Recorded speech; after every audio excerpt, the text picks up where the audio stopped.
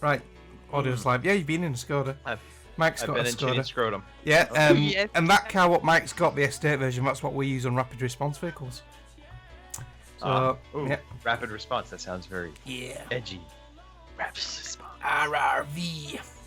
Which are all grounded because we're all on ambulances. Even managers now are being put on the road. I'm gonna turn my fan on. Hi, Greg! How are you? I'm your biggest fan! It's lovely to see you! I think you're fucking wonderful! Greg DeLacy is fucking awesome! I love Greg DeLacy! Greg is so fucking awesome! I love him so much, I wish he could stroke my hair and he was lovely to me! I wish I could feel him in the booties! Yes, I'm your biggest fan! Who the fuck is that guy? This is my Mother's Day shirt.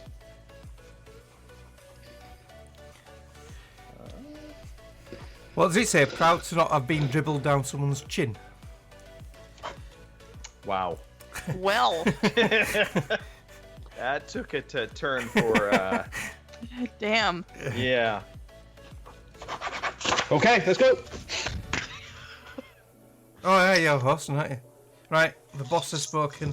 Oh, fuck, I better start recording. Don't want to forget that. Hang on. Yeah, you might want to do that. That Right. might be important. Recording, we're streaming. Oh, God, here we go again. Fucking amateurs. Right, we're going. Don't care what you Are do. you sure? If you ruin the intro, we ain't going back. Fine. Just share some stuff, okay? Share some stuff that's out, Greg, will you? Why have I no fucking audio? Because you're a dick and you're a fucking old fart now. Oh, you are Fuck. apart now. Fuck. Hang on. Right. Take two. Oh. What's going I thought on? you said you weren't going back. My stream Fucking dick's going reminiscent funny. of a couple weeks back. Right. Uh-huh. No. 2 weeks Kim, off. would you That's screwed it up. 2 weeks would off. you And I forgot. Smart. It really Quit is. Kim to see if there's anything going on. Sure. 2 weeks off and I forgot how to press my fucking soundboard. Right. Try again. Right. Here we go. We're going now for Right, definite. okay. Here we go. For sure. Don't say anything. Good evening, Is this ladies and it? gentlemen. Y'all are listening to the Overseas Connection podcast. Shut up and sit down. Here we go! Would you kindly? I think we're just getting started. Medic! I'm a witcher. I think this is more than you can handle. Sits on his ass all day. Let's do this.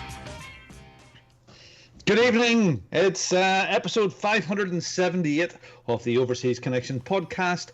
I'm your host, Robin Tate, Bongo the Sane. This is a video game podcast, believe it or not. And we talk about video games. But generally, it's just a couple of people getting together for a chat that are supposed to be friends.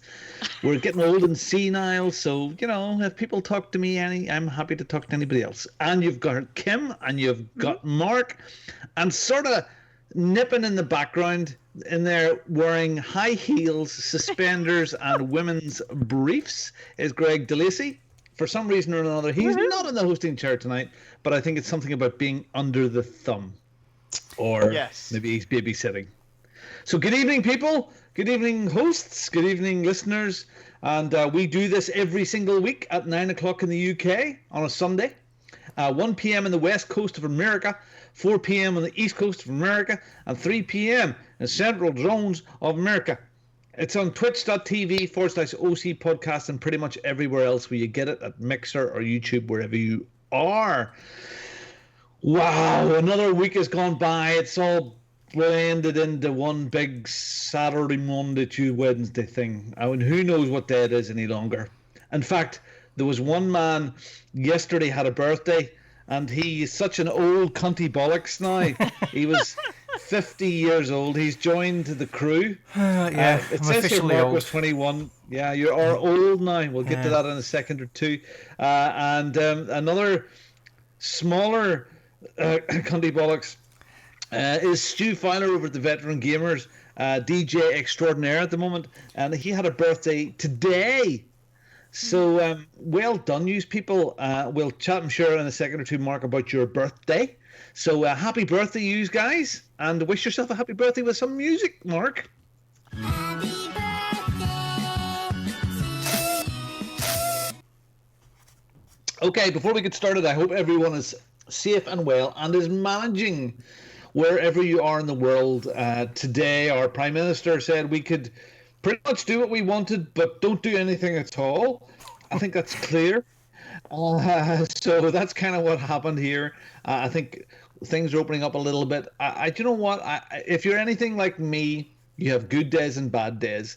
On Friday, my wife had a very bad day, and I caught her at lunchtime in tears because, for no particular reason other than it just kind of got to her. All the getting kids up and trying to teach them and trying to get ready for lunch and then dinner and then clothes and house cleaning, and it's never ending cycle. You think of all this time, you would have more time, and some days we're chipper and some days we're not.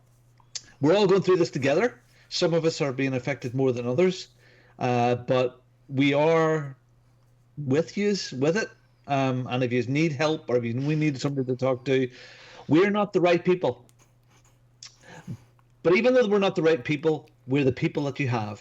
So if you want to have a chat with us, have a chat. We would love to chat with you. Because come along, join my movie night on a Tuesday night, and we'll have a beer and chat about the crap that's going on, or join some of us in some games. We would love that. Okay, let's talk about what us people have been doing over the last week. My monologue is over. Nearly over too soon. Hooray, it's story time. Hooray, it's story time. I'm so glad to be with you today. Happy Mother's Day in America. Greg DeLacy, you've got a Proud Mary t-shirt on. Yes, something. This is a proud husband of an awesome wife t-shirt because it is Mother's Day, and so I'm showing my love for my lovely wife. She is awesome. In the chat, by the way, I would ignore Boris too, probably because I'm not a citizen of the UK, but just saying. Anyway, Mother's Day. Happy Mother's Day to everybody. It's Mother's Day in the US. Is it Mother's Day in the UK? I don't think so. No, 2 months ago. It was back in March. You get later and later, you Americans. You know what? I feel like Mother's Day comes every other month. It's celebrated a lot around here, apparently. Anyway, happy Mother's Day to all the mothers in the U.S., my wife included. And, of course, we'll extend that out across the ocean. We'll give your lovely wives a happy Mother's Day salute just because, you know what, why not? In the interest of we're all one big happy family. How are you getting on over in the colonies now? Are you sort of getting it together now, are you, without us? Yeah. That's good. It's all good. We're increasing our tea orders. That's happening. What's this thing about a virus happening? I've been hearing people talking about that. I don't know what to think of it. Supposedly I'm supposed to be staying at home doing nothing. You're okay in Chinatown? Oh, yeah. Chinatown. We did stock up on ice cream yesterday. The ice cream man drove by our house. We ran out, we flagged him down, and we bought $20 worth of ice cream from the ice cream man. Why? Wow. Because we wanted to support the guy in the ice cream truck. Well, is it because you wanted ice cream, Nancy really, Pelosi? isn't it? Or are you just trying to be like Nancy Pelosi? That's what it is. I bet you Kind of bought one up one of Nancy. those Sub-Zero fridges. In fact, probably 3 or 4 of them, and stood in front of them, and talked to the little people. Is that what you put in the new kitchen? That's Those pretty Sub-Zero much. fridges? Yeah. New kitchen, we're just trying to keep up with the Pelosi's. That's the new slogan. Hey, there's a series in that. Keeping up with the Pelosi's. I like it. You know what? You can't go wrong with some ice cream. One of my associates in work at the moment is writing a white paper on how to serve ice cream in a pandemic. So to get our ice cream customers up and going safely, to serve whippy ice cream and soft serve. If I may add some expert advice from somebody who recently was served ice cream, put them all in trucks with funny little hats on and have them drive around with music playing. Yeah. Kiddies, have some. That'll do it. Yeah. Okay, so you've had Mother's Day, and what else? Okay, and Kim, have you? Have you had Mother's Day, Kim? You've got a mother, but I'm just somewhere down there. But what happens with Mother's Day with you guys out there? Is just another day? Just another day, yeah, pretty much. I mean, Just- Well, especially in the current situation, because normally you'd probably take your wife, mother out to a nice brunch. Usually brunch is kind of a big thing with Mother's Day for whatever reason. My wife actually does not like breakfast at all, so it's really more about dinner. So tonight we're gonna have Alaskan king crab legs and steak. So we're gonna do that up nicely. But you can't really go out for Mother's Day now unless you just want to go out and get some food and take it back home. Not until July or August here. You can't do that. So yeah. Okay. What else have you been up to? You bought something from South Korea. Yes, I did. I did purchase something from South Korea. No, we had a Buick Enclave, and it was a 2011. That car had a lot of engine problems, and it really made me gun shy of looking at another American vehicle. To be perfectly honest, at least a GM vehicle. And so we were looking at potentially new car or maybe going used. And then I came across the Kia Telluride and all the reviews on it. So it's the right size. We needed a mid-size 3-row SUV. And so it's Mid-size, been it's top fucking rated. massive compared to our cars. It's like Yeah, a tank it's, for us.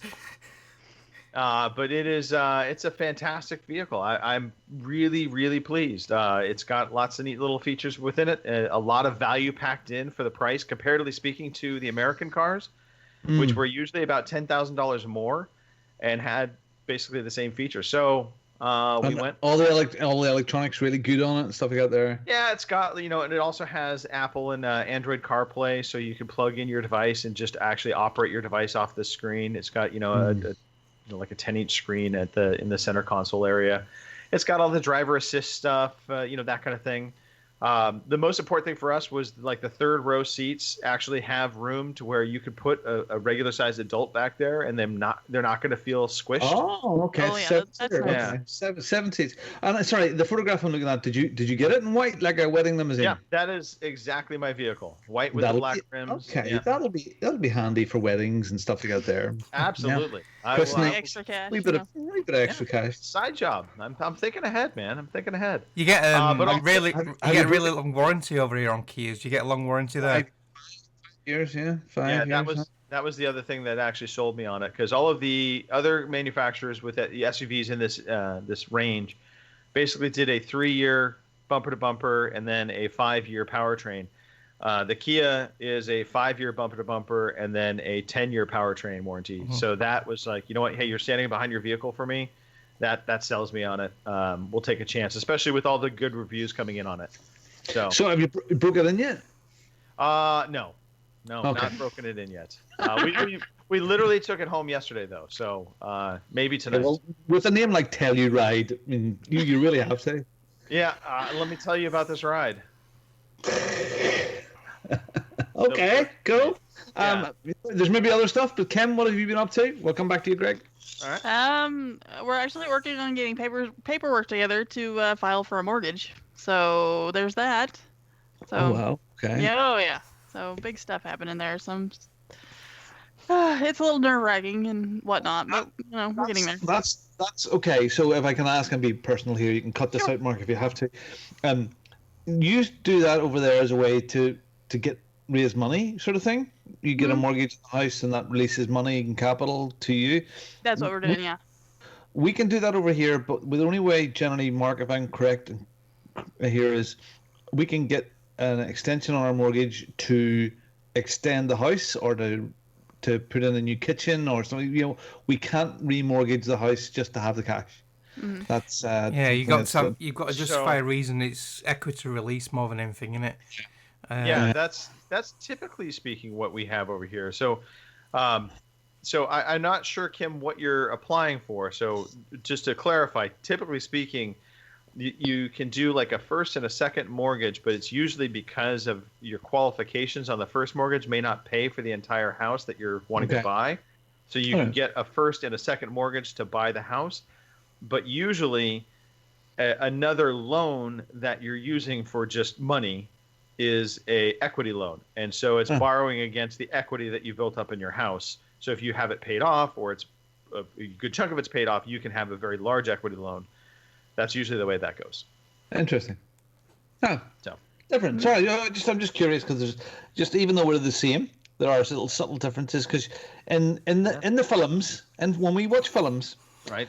you hear about the people having second and third mortgages on their house, and that doesn't really happen here, Mark. You don't really hear about people having a second and third mortgage on their house. So that's... Even second mortgages now are, well, we call the second charge here, and they're quite rare now because a lot of mortgage providers will put a clause on the original mortgage and will not allow a second charge on it, because the second charge basically means if you default on that company, they can take the house off you, but you might still owe the original mortgage people.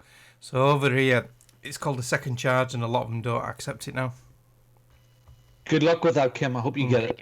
Welcome to the finance podcast. Right. Oh yeah, well, it gets more strange now. Mongolian heavy metal. What the? Yes. All right. There's a group out called the U, and they're Mongolian, and they just put a song out here not too long ago with one of my favorite singers, which is Lizzie Hale from Hailstorm, and I was listening to it today, and I mean it's really good. It's a little strange, but it's really good, and so I guess if that's something you're into, you can do that. And the reason I put it down is because after I listened to that, I kind of got into a weird kind of rabbit hole, where if you have Spotify and if you listen to one song, after that song is over, they might go to the radio. And, I see. Sometimes when I have Spotify on, so what was Kim listening to last? What the hell's that? Well, the day I got into that rabbit hole where I was listening to German heavy metal, there was Finnish heavy metal. There was Swedish heavy metal. There is pirate heavy metal. Did we all know that? Pirate. There's pirate heavy metal. There's Viking metal. And I mean, it sounds funny, but it's really good stuff. Eurovision contest 5 or 10 years ago, it was an Icelandic heavy metal group that won it, and they were all in costume, like as if they were monsters from Gears of War. Yep. I forget. Then anyway. Yeah, there was one that they dressed up as Vikings and they sang Viking songs. So I mean, it was like a weird thing to get into this morning, but it was really cool. So I guess if that's something you're into, then check it out. So see, when I read Mongolian heavy metal, I kind of thought you'd got some new tool. Nope.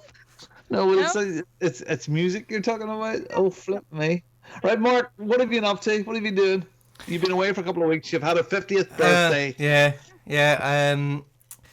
Got a well-earned break now, so I finished work Thursday. Yesterday was it? Oh God, I'm losing track of days now. I've all been off. Friday was a bank holiday here, instead of a Monday for VE Day. Those of you that are confused, the Monday bank holiday is on Friday. Yeah. I mean, I've tagged on all next week off, so I've got a nice long break from work. Jenny made me a nice birthday cake because we can't really go out and celebrate or anything, so she doesn't bake much at all, and she made this cake, and it is amazing. It's brilliant. She did a really good job. So. Do you remember in 2020s and before we all used to eat cake that people had just blew on? Yeah. Not a lot's really happened, really. So it was Joshua's birthday yesterday, and he's 20, and it's friggin' frightening. And yes, so we had a nice some special brownies that we had ordered in for him, and he got happy birthday, and we, with all the kids, we go to again Spotify. We've always done this. There's two things we do, which is there's the happy birthday and the holiday song. Holiday song is The Morning We Go on Holidays. Cliff Richard, we're all going on a summer holiday. It's always played in our house. That's we're on holiday when you hear that song. But we go to Spotify and type in, the happy birthday Joshua, all those silly little kids. Yeah. So even at 20, he still gets that, and that's how he gets woke up in the mornings. But we sang him happy birthday as well, and that was he's like, son, 20, 40, 60. If I'm still alive, the same thing will still be happening. I got a phone call yesterday morning. My mum singing happy birthday to me. She's done it every single year. Always sings happy birthday to me, and she won't stop neither. Even though I try to interrupt her, stop singing, she won't. Yeah. So, how's things in the land of ambulance? Are things still crazy, Mark? Can we ask about it? Yeah. It's a bit mixed, really. It does seem to be easing a little bit, but we've had a bit of bad shit happening the last couple of weeks in our organisation. We've had two members of staff who have sadly lost the battle with COVID-19. One of them I did know, which is really sad. I've known him a long time. He's been there same length of time as me. He's been there 25 years. Very well respected ambulance personnel, and yeah, sadly lost his battle against it. So yeah, it's been a bit of a mixed emotional week. A lot of staff morale's down and that, but yeah, they keep on fighting on. I've all credit to them. They're absolute heroes. They really are. The people on the front line. So yeah. But yeah, Okay, well, change I'm bringing the podcast down a bit now. What did you get for your birthday? What did I get from birthday? Right, so I got that PlayStation button thing, which I got early. I got some socks, which I've got Don't Disturb on one sock, and then I'm gaming on the other sock. I got my mum gave me some money, and God, right, you're gonna laugh at this. This is how old I am now. I bought some patio furniture with it. Well, Yeah, well, this week while I'm off, it's supposed to be a nice week later on through the week, so I really need to get the back garden tidied up and neatened up and done, because it's been a mess for years. So I bought some patio furniture as a bit of an incentive to do it. So new table, chairs and brolly and that. So yeah, got that. I know him well. Patio furniture. How you doing, boy? Yeah. I got oh God, what did my mum get me now? I can't remember. Oh, some trainers. She got me them a while ago. Because I needed them. So I got some trainers, yeah. Jason ain't got me out yet. His skin is going to get me something later. Typical son. So, Good. The biggest thing, I got a lovely surprise from a very wonderful Northern Irish Mexican man called Robin Tate, and he sent me a lovely gift voucher from Xbox Live, so thank you very much, Robin. That's okay. That's all right. No, I wasn't. No. It's all right. Okay. Happy birthday to you. Enjoy it. You're old. You're probably. I was just going to ask you about it just in case you'd forgot about it. Okay. I've got quite a bit to get through because it's been a hell of a week. Okay. So it starts this time last week. This time last week, I came to the podcast, and usually it's sort of dusk at this time of year, and I close the door to the chickens. Yeah? And we have 3 chickens left after all the debacle. And I didn't close the door. I got distracted by something. Greg, if you think you're talking to us, you're on mute. And anyway, I forgot about it when we left the podcast last week, and I went into the house, and the next morning I went to the chickens to get our eggs in, and there was a pile of feathers. There was only 2 chickens left. Mr. Fox had came back. He's been waiting all this time for you to leave the door open.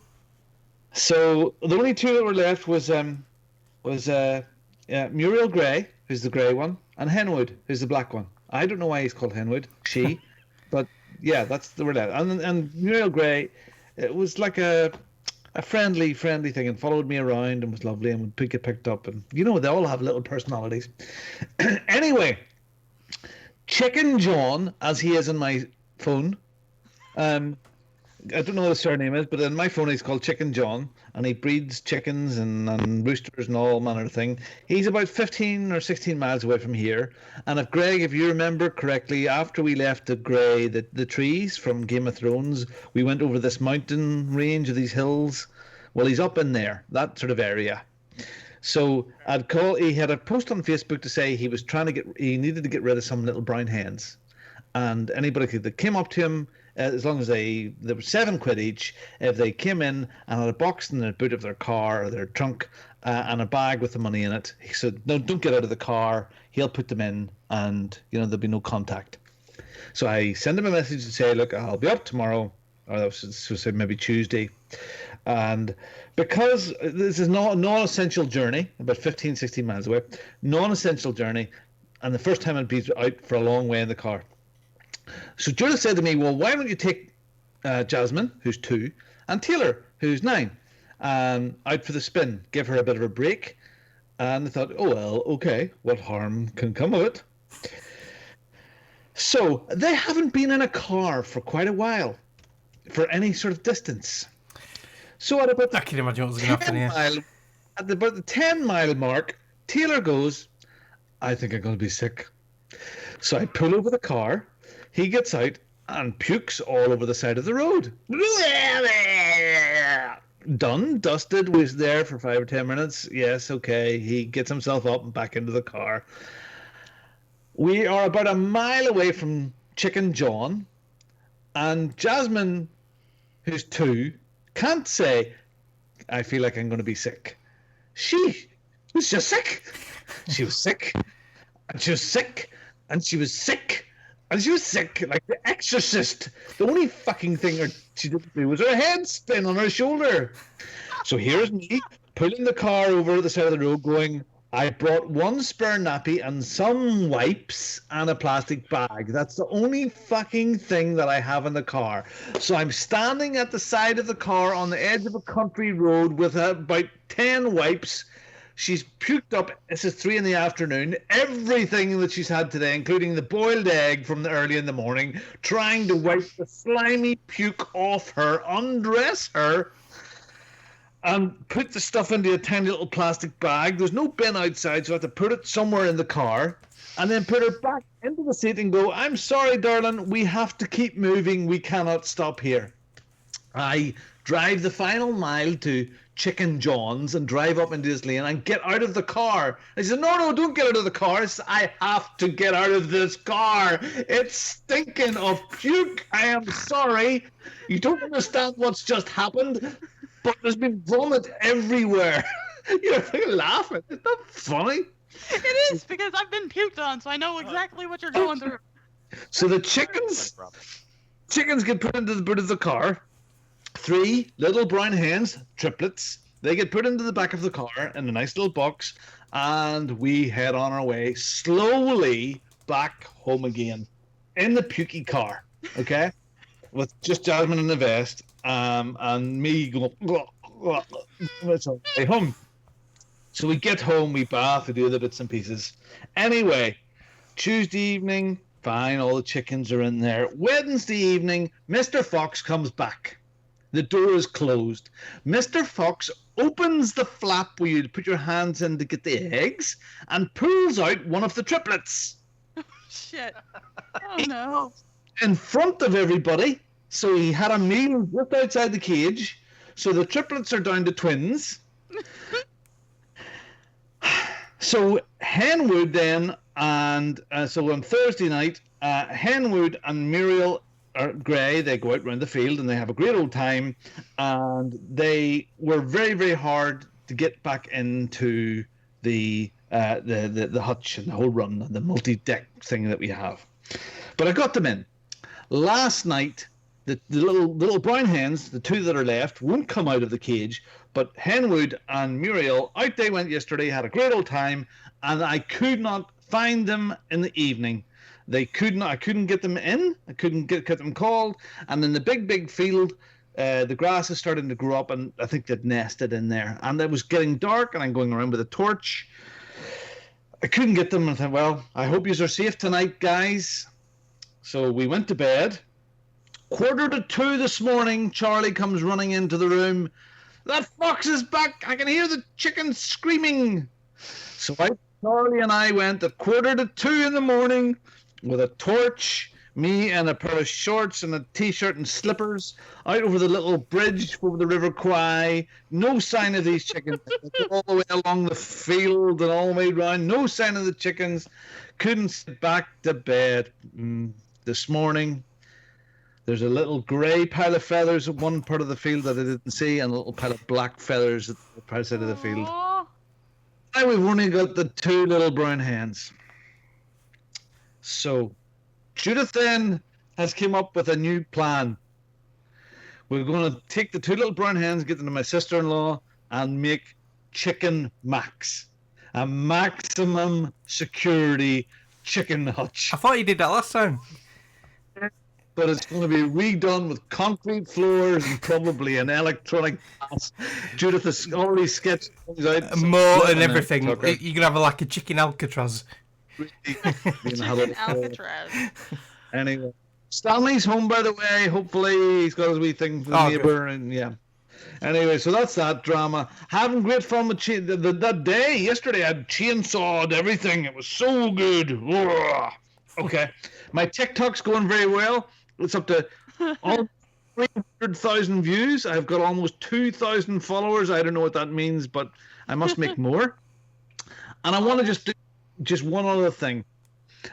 For weeks now, Judith and I have been walking our feet off like miles and miles, and nothing has been changing weight-wise. And I've been doing my exercise first thing in the morning on the cross trainer for half an hour. I've been doing sit-ups and press-ups and all manner of thing every day now, getting into that routine. And the weight wasn't been changing whatsoever. Anyway, about a week and a half ago, we sat down and watched a thing that was recommended to us called Fat Fiction. It's a documentary on Prime right now. You're muted, Greg.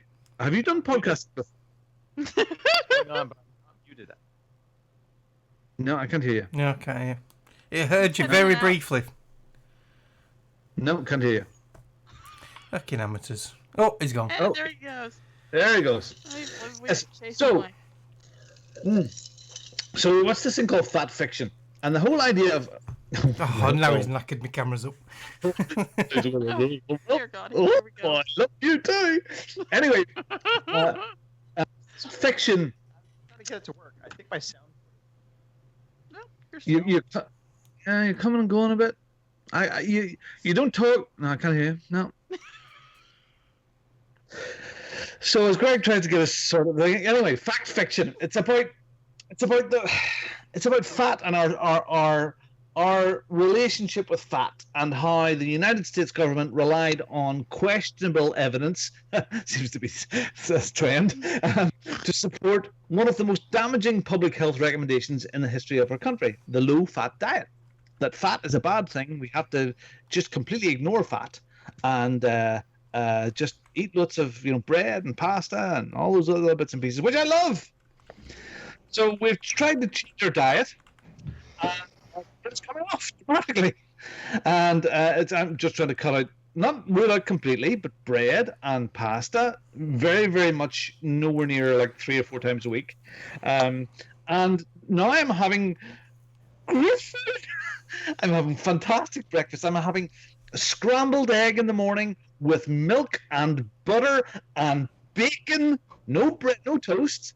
And maybe fried mushrooms, and then I'm having, like today we had a beautiful, I made a salad and I had steak and I fried off the steak and put it in, just wonderful. So I'm embracing the fat, and what they're saying is your blood sugar stays a lot more level. So you don't crave, like you get the sugar rush, the whole McDonald's thing when you eat it and you're hungry an hour later because the sugar wears off, all the carbohydrates. Well, this keeps your BMI, not BMI, that thing, sound like Joe Biden, just an awful lot more level. So you're not snacking or not wanting to snack, and that's been absolutely true. I haven't been wanting to snack. Yes, I'm having a beer and a little thing tonight, so cutting down the alcohol a bit. But I would recommend you watch Fat Fiction. Fat Fiction. Challenging. Fat Fiction. Fiction, yes. Yeah. So I think my soundboard microphone in just died on me, so I had to switch to my webcam mic. Yeah. Well, if it's not one thing, it's another.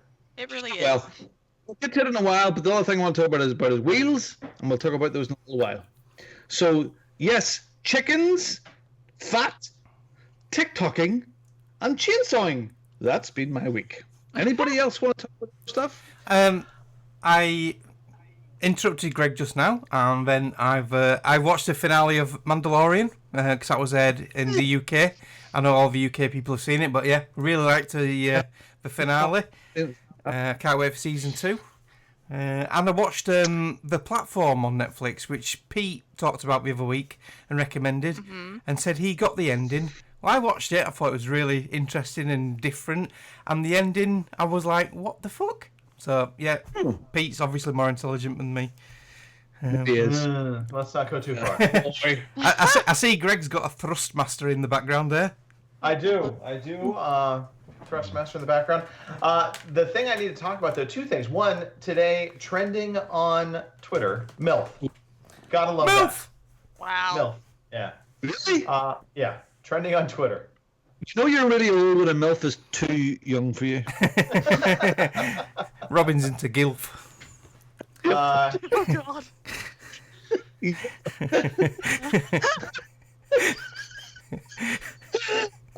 Dear dude. Oh, my God. Yeah. So woke up yesterday to find out one of the sprinkler system connection joints had cracked in half. And so I had a nice little flood happening in the backyard walkway.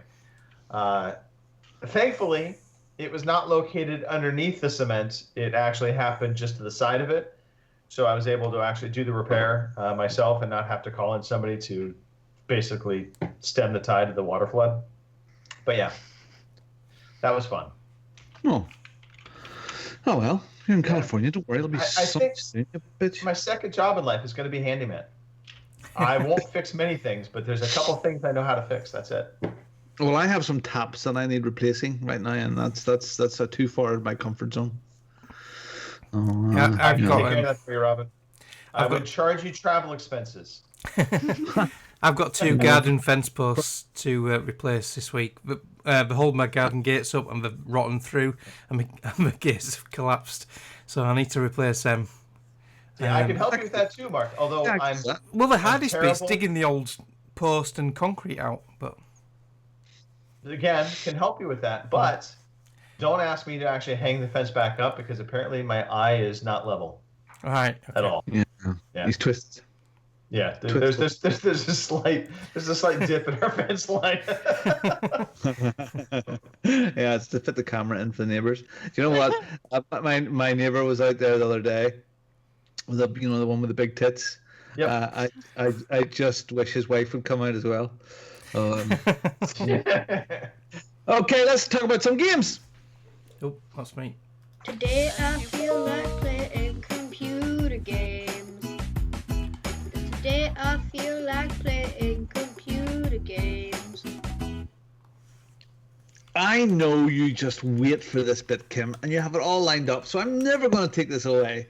So would you please take us through the monthly freebies? I added some extra things down there at the Stadia Pro, which is very important. Okay. But fire away and tell us what we can do while we're locked down for free. Alrighty. Yeah, here's your games with gold for May. We have V Rally 4 now through the end of the month. Knights of Pen and Paper bundle, which is available now through the 15th. Warhammer 40,000 Inquisitor Martyr, which is available the 16th through June 15th. Sensible World of Soccer just cracks me up. Now through the 15th. Overlord 2, which is available May 16th through the 31st. Hey, I said Overlord this time. I got it. When did Warhammer become available? I didn't. That one there last week. May wasn't it? 16th. Yeah. Yeah. It was, We announced this last week. Yeah. Yeah. Reading is comprehension, Mark. Oh, but It's, there's 5 games on there now. We only It's not my normally, fault. no, but normally we only give 4 away, don't yeah, we? but the Knights of Pen and Paper bundle, which was available last month, is still All right, actually okay. available this month. All right. So I didn't take it off. I didn't know about the Warhammer one. That's good. Yeah. Yeah. Alrighty, now that that's settled. For your PlayStation Plus for May, we have Farming Simulator 19 and City Skylines. Yay. Yay. Yay. Oh, they have good games then. What are you on about? I live City with a farm. Skylines. Yeah. I live on a farm, so I don't need any more simulating for that. Anyway, Twitch Prime games for May. We have Urban Trial Playground. Okay. The Little Acre, Avicii Invector, Pankapoo. Don't ask. I have no idea. Fractured Minds, and Snake Pass. Scrolling even further down the list, we have for your Stadia Pro, we have PUBG. Okay, and apparently. Okay, so I'll jump in here. So today I just sitting on the sofa and went, randomly, I'll press the Stadia app on my phone and see if it still works. And up popped some free games there in the Pro thing, because I seem to be still paying a subscription. Didn't you get 2 months free? So yeah, seem to be getting a bit free as well. So SteamWorld Heist. I love SteamWorld Dig, and SteamWorld Heist is definitely on my list. Those are fantastic. SteamWorld Dig games are brilliant, 1 and 2. The Turing Test and Zombie Army 4 Dead War. That's which a new if release, you remember isn't it? if you remember from EGX. So those are the Stadia has the best free games of all the consoles with their subscription service this month. That's a first.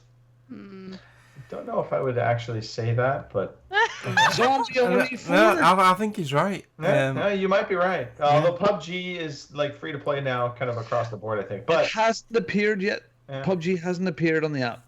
Maybe it's. As for me, I've already got it. Yeah. Has it? I got it too. Stadia, yeah. okay. I've set a reminder on my phone to cancel the 2 months free when it runs out. I think that's in end of May. It's coming. Yeah. So I'm quite impressed with that. I played, and we'll talk about it, but I did play some Zombie Army 4, because so we'll get that now. So let's talk about games that you guys and us guys have been playing, I suppose. Sure. Yeah. Well, you stuck So that who wants to Zombie go Army first? and I didn't have that set up. Just did. Who wants to go first? I'll talk about Zombie Army 4 first. So I did fire it up tonight. It is the same playable demo for. Oh, sorry, Mark. Get to it. Come on. From EGX. So what we had at EGX was Boom. the start of the game, the first full level, and I played it again this evening. It looks great. It looks like a fantastic game. It looks very different than the Zombie Army trilogy one that Fraser and guys all absolutely loved. It's more of a third-person shooter. It reminds me a bit of Left 4 Dead, where the characters are, and you're getting to safe rooms and stuff like that. Brilliant stuff. Kim, the free one, yes? Zombie Army trilogy was third person. No, it won't. Yeah. Yeah, it was. What? We played that. Yeah, almost 99% positive it was third person. I can't remember. Yeah, It's that long ago said, since we played. About 3 years ago on Extra Life we played it. That's the only time I've ever played it. Wow. The Tally-Ho game, the Microsoft Studios one, Kim, that you played the completion. They're all in a blimp, and the four characters. Oh yeah. Shit. Now you put me on. Yeah. Strange Brigade. It reminds me a bit of that, but a lot more zombies in it. Yeah. And it also reminds me a bit of some of the sniping, a Sniper Elite, where you can, the zoom in, blow your bollocks off sort of stuff with the zombies.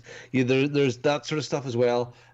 Brutal, gruesome, looks like lots of fun in a group. Probably okay single player, but probably really does come to its own with a group of friends or people that you don't really hate too much. So so if you have that free access with Stadia at the moment, go and check it out, because it's the babies at the moment. And I believe if you get it in the free access right now with the Pro version, but once your subscription, if you do decide not to do the Pro version, you still keep the games you have free. Oh, I didn't know. I thought you didn't. That's my understanding. Is you get to any game you have, you keep. I hope in so. the free version during this time, because of the Wu flu. Now, one thing I would say about the Stadia version for me, and I know I didn't ask the kids to do anything less.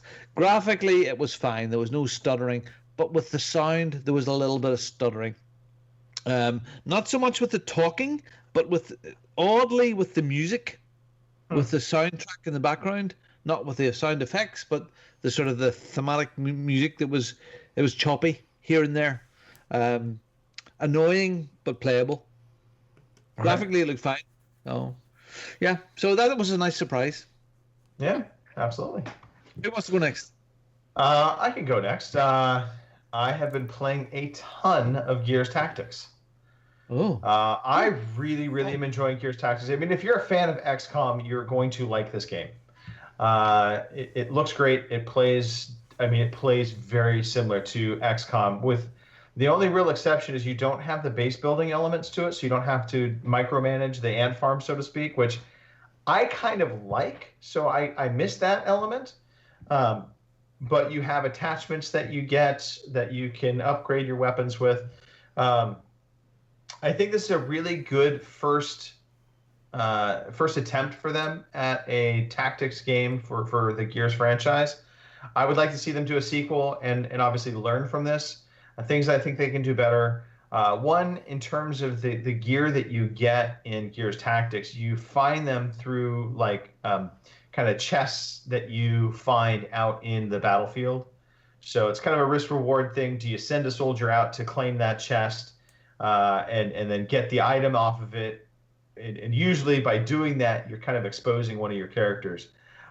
Certain characters are game over characters. So if they die in different levels, then you have to restart. You can't just continue on. There are additional soldiers that are permadeath, so if you lose one of them, it's okay. They're not essential to the story. But I'd like to see them kind of work through that a little bit better. I like the whole notion of your entire squad being permadeath, to where if you lose somebody valuable, it sucks. It sucks. It sucks, yeah. The mission structure also is an area that I can see them making improvements. So right now, there's like main story missions, and then there are side missions. And it gives the illusion that you can play the side missions if you want and just go through the main story missions. But the reality is you have to play every mission. You could choose which order you tackle them in terms of what missions are available to you, but they don't. You can't skip over missions. You have to play through everything that's there. So again, a lot of similarities to XCOM. Looks great, plays great. It plays very similar to XCOM, and they have nice tweaks to the Gears, nod. So things like, executions, certain abilities that you can upgrade will grant you additional moves if you pull off an execution or like a bayonet charge, that kind of thing.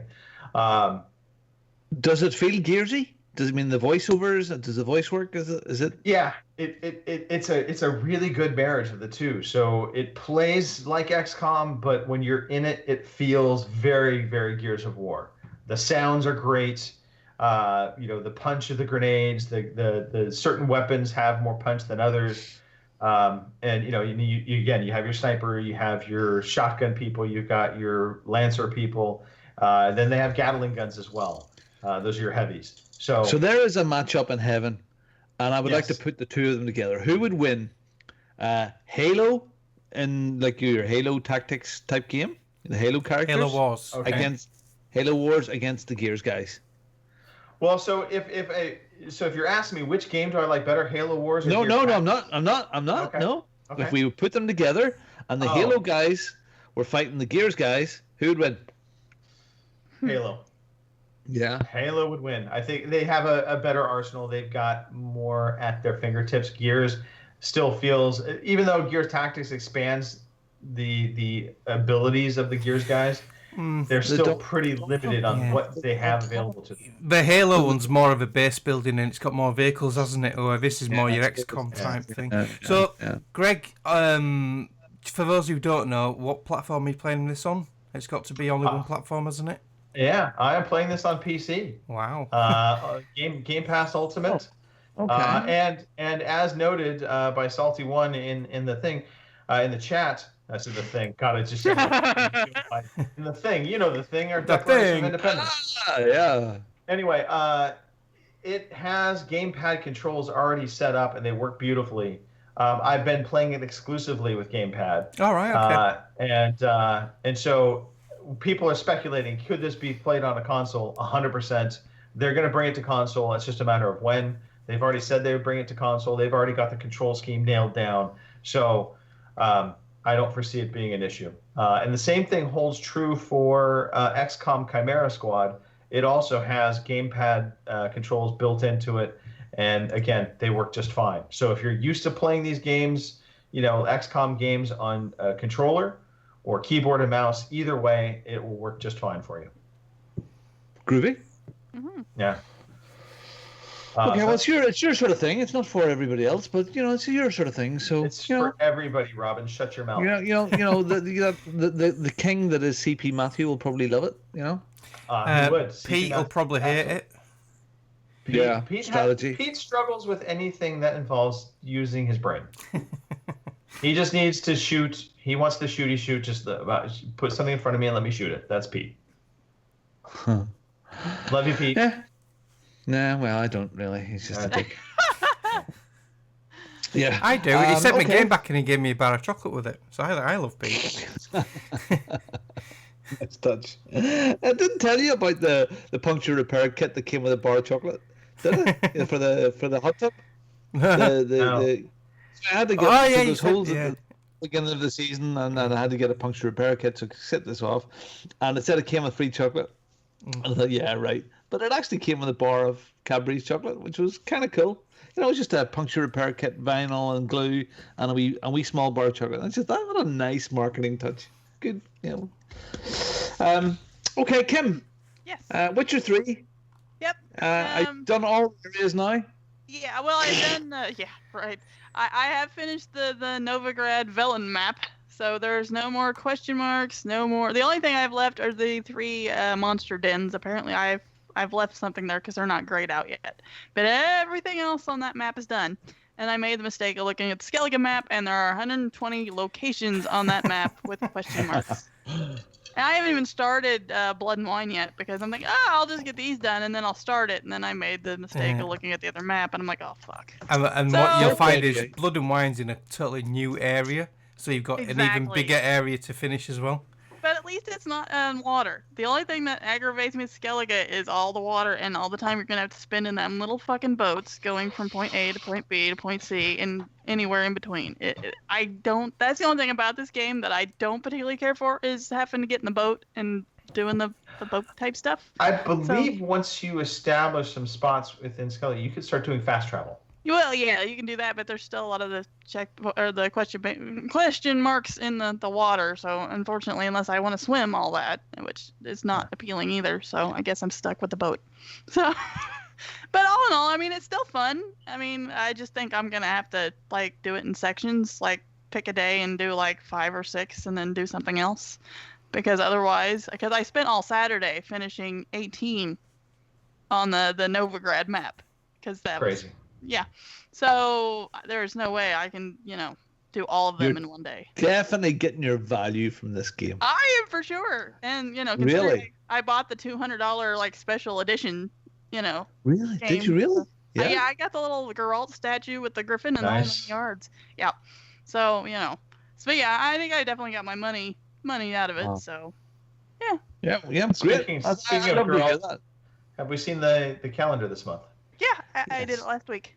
He's a fireman. So, yeah, he's a fireman. See? I just did audio. Oh. Yeah, I wanted to see it again. Oh yeah. Yeah. See? And the doggies. And the doggy. So. Fantastic. Yep. That's really good. Yeah. Okay. Mark, you've been at Snooker, and and over the last couple of weeks we haven't been here because you've been lazy and whatever and all that sort of stuff. Greg and I have been, let's say, slightly critical of Snooker, as Greg would say it, Snooker. Yeah, Snooker. I did fire it up. I have bought it. Have you bought it? When it was, yeah. It's good, isn't it? It is no. It is.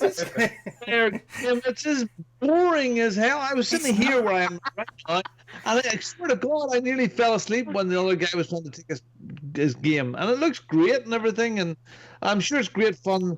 I'll quite happily play you now, but the tutorial almost killed me. Yeah. Okay, I didn't even know there was a tutorial. I just went straight into it. Yeah. So. One, I was really hoping the tutorial was going to teach me actually how to play snooker. That was not the case. Not the case at all. It just told you how to make the shots. I have no fucking clue what I'm doing in this game. But I was deeply disappointed when we got to the character creation moment because in my previous searching for how to learn how to play snooker, I had come across the top 10 hottest female players in the world.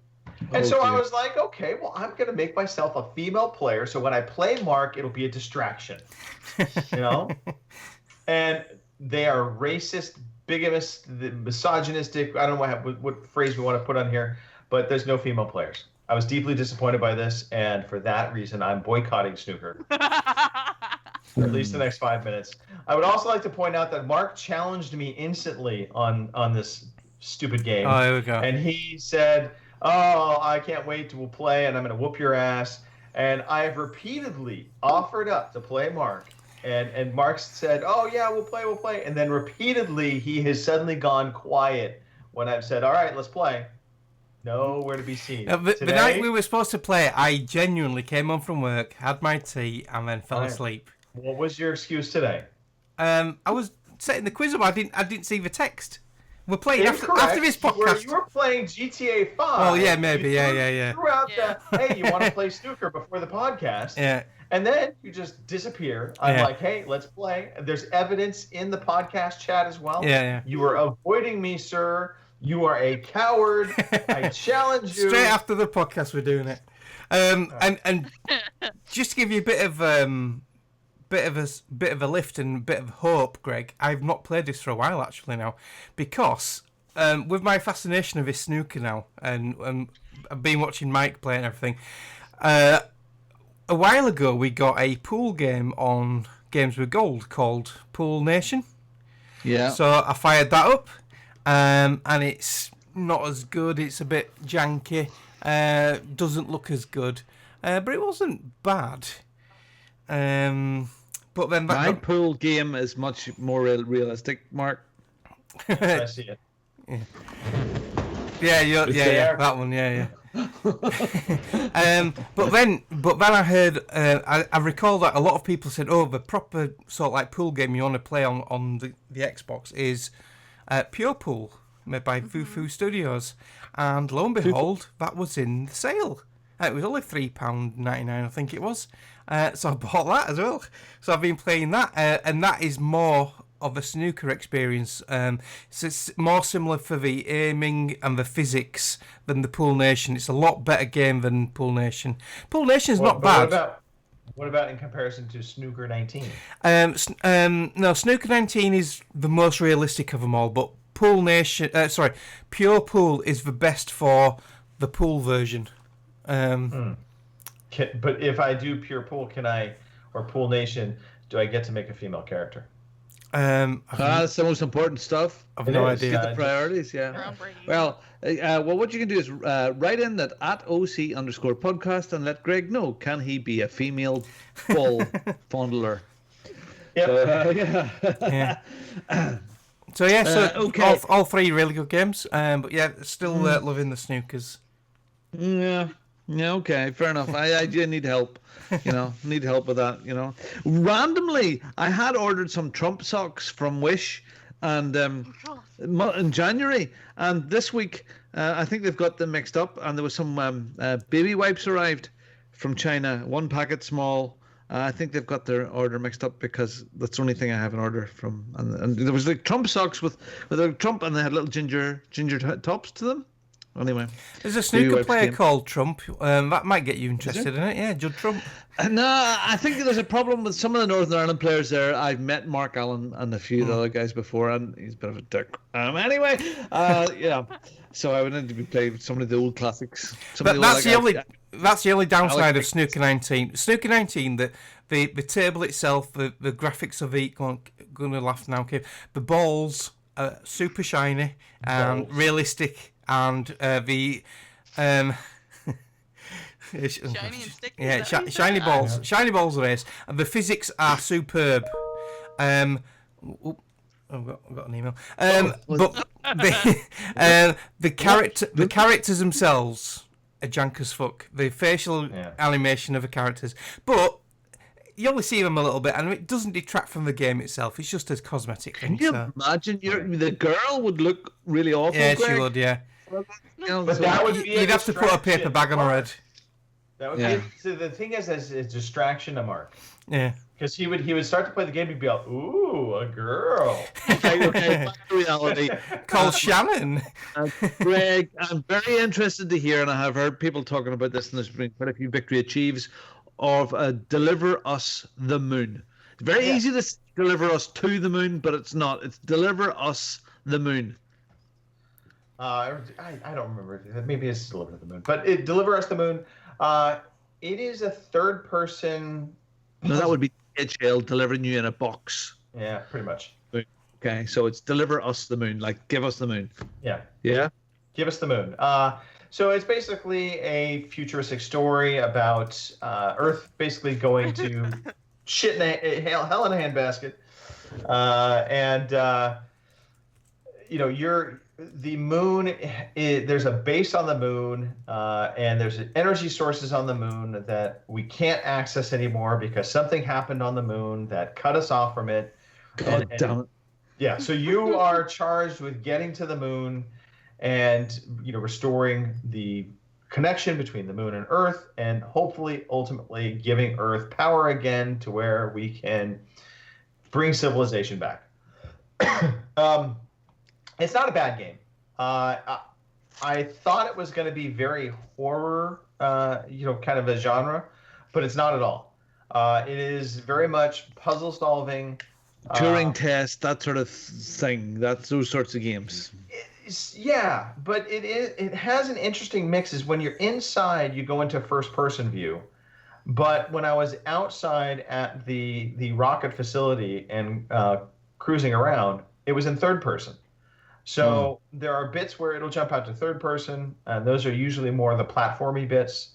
And then you'll have moments where you're in first person, kind of exploring. There's no real action to the game other than having to solve certain types of puzzles in a certain amount of time to kind of get past it.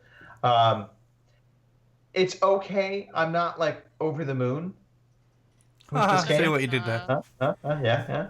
But it's not bad. And certainly being part of Game Pass, it caught my attention, so I gave it a shot. It is perfectly fine if you were in the mood for a fairly easy puzzle game. So far, the puzzles haven't been terribly challenging. Well, they wouldn't need to be. Yeah. Although I have gotten up to the space station, and in the space station, there are a lot, like orientation becomes an issue because you can get flipping upside down, no big deal. You don't have a so the flipping upside down. Yes, so keeping your sense of direction becomes challenging, and they have things like markers on the wall, that kind of thing, that'll help you with that. But it still is a bit challenging, especially when you get into time-sensitive moments where you have to do things really quickly and navigate through the corridors to get back to a certain spot. So that I'm not thrilled about. Okay. But overall, it's not bad. It's not bad. Okay, it looks okay. I mean, it's one of those wee ones, a nice little story, right. Probably 5 or 6 hours long. Yeah, it's okay. Yeah. Okay. Right. I know there's a bit of GTA went on with you, Mark, for some strange reason or another. A lot of GTA, yeah. I'll just cover it right quick, if that's all right. He was hiding. No. Yeah. So, GTA 5, I've been playing a lot of new modern games lately. GTA 5 is the old 360 game being brought to this current gen of console. I've had this game a long time. My oldest save was from 2014. That's how long ago I've played this game. And I don't know why, I just had the urge to play it. I've done a little bit of the online recently and that, and I've been claiming sort of like the free bits you get on Twitch Prime and stuff. But I started playing a bit of a single player, and I got right into it, and I've been hooked on it. I've been playing it for the last week or so. The level that's on the thingy right now, is that... That's the opening level. The snow level? Yeah, that's the opening level, the intro one. Really? The very first one. I could probably play GTA 5 again. Yeah. You've never played this, Greg, and I know you had this thing about GTA games.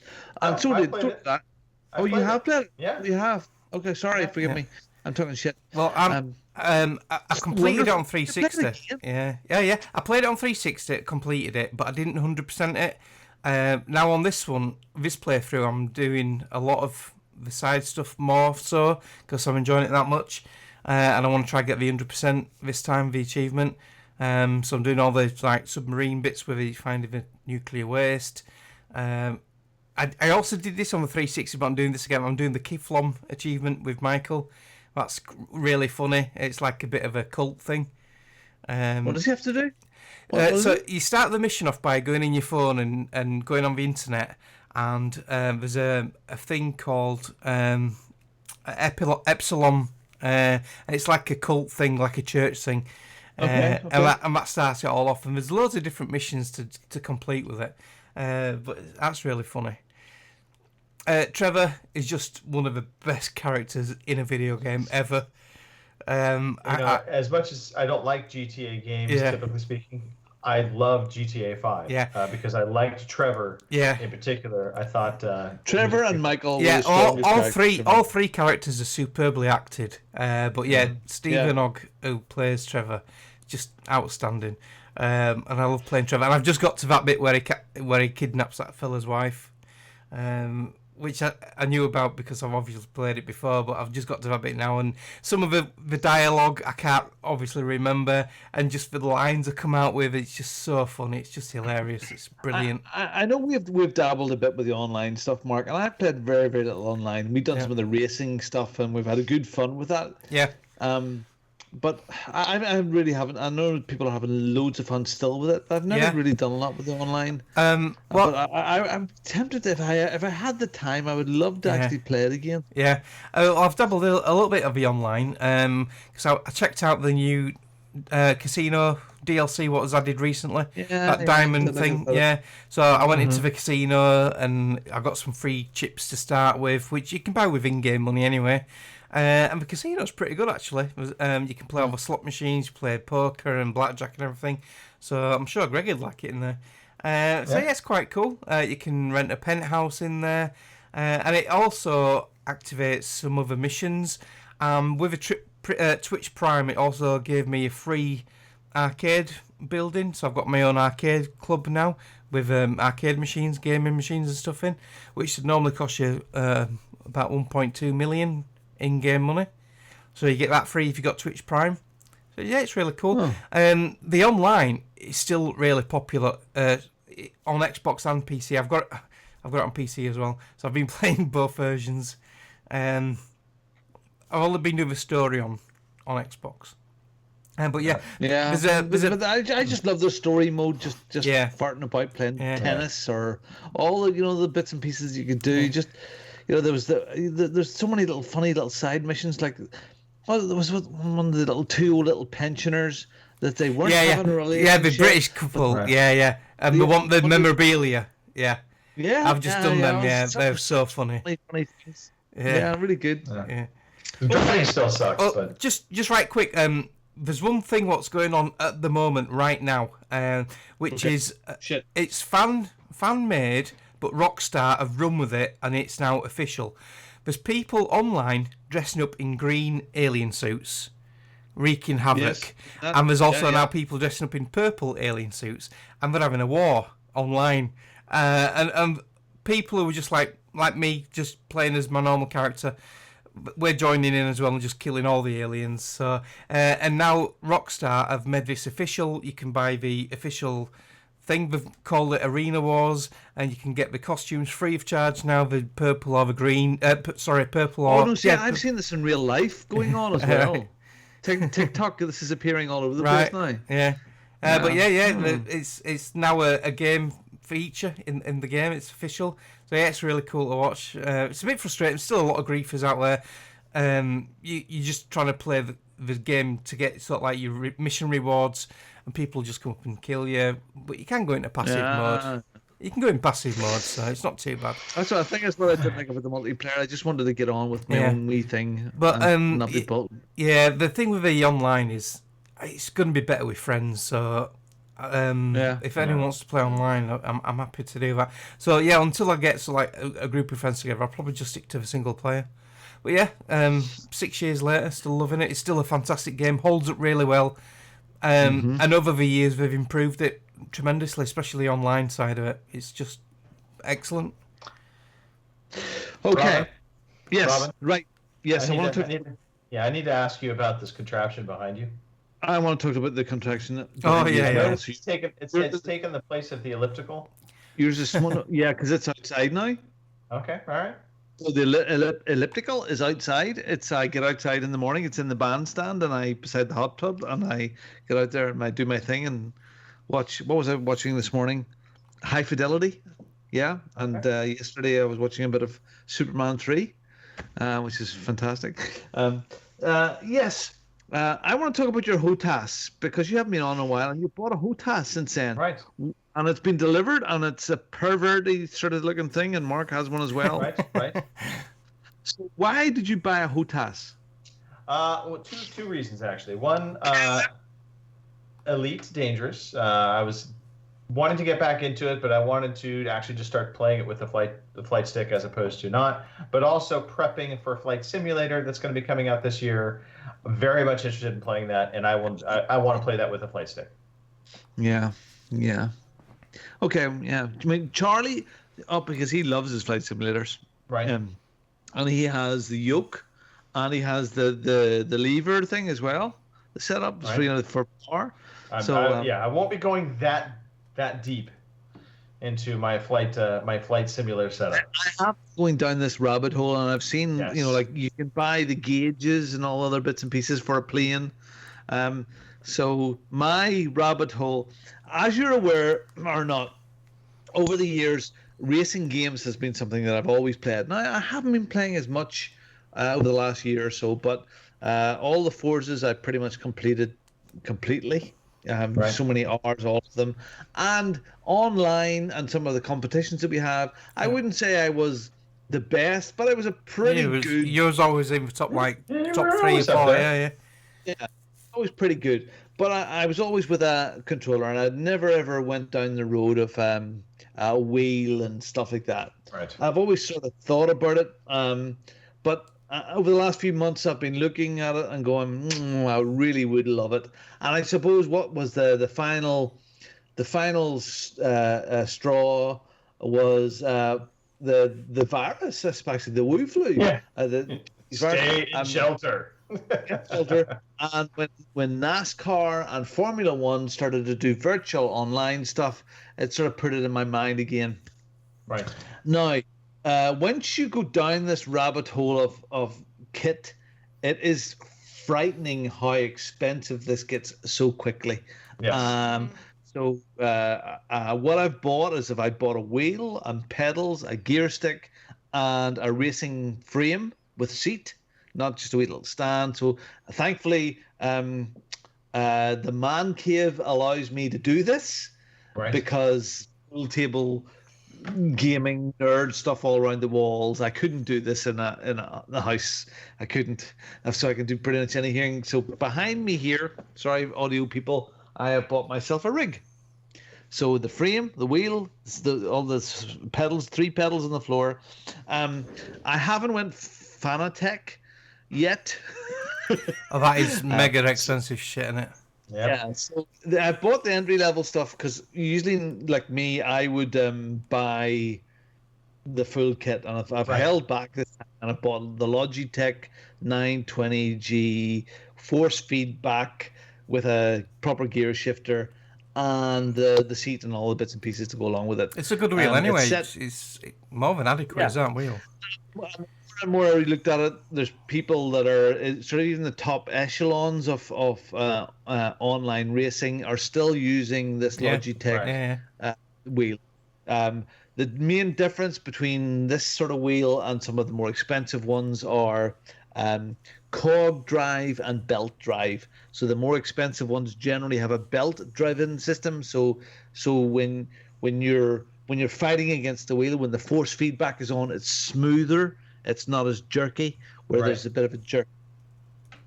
Okay, so it is fantastic. My next intention is where I'm sitting now. There's 3 screens here.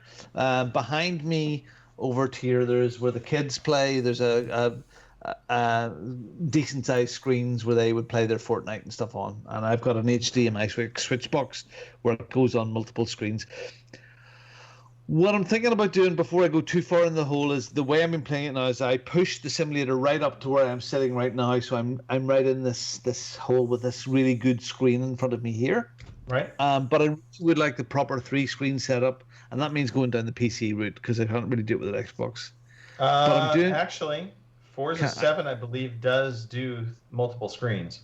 Can I? Okay, I haven't looked into. Yeah. Look in the settings. I'm 99% positive it does. I think the end route is something like is it Race Room or iRacing? It's, if you want to go that way, it is PC.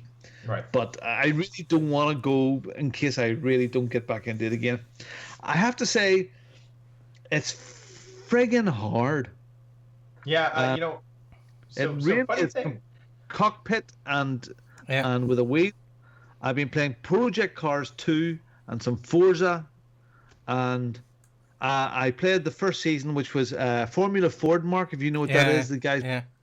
It's single-seater, open wheels, small engine, light car, like old-fashioned 1950s cars, Greg, if you or Monte Carlo, that sort of thing. And I went through the first 4 races, and by the 4th race, I think I won it, but I didn't do enough in the game to move on. I'm going to have to play the season, because it is friggin' hard. It is a completely different controller. I was going to say that's the real thing, is that you're going to have to retrain your mind how to race.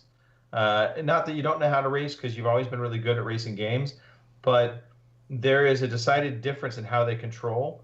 With the gamepad and the game designs of today, the newer ones especially, they are very much being very generous to the play in which your gamepad allows.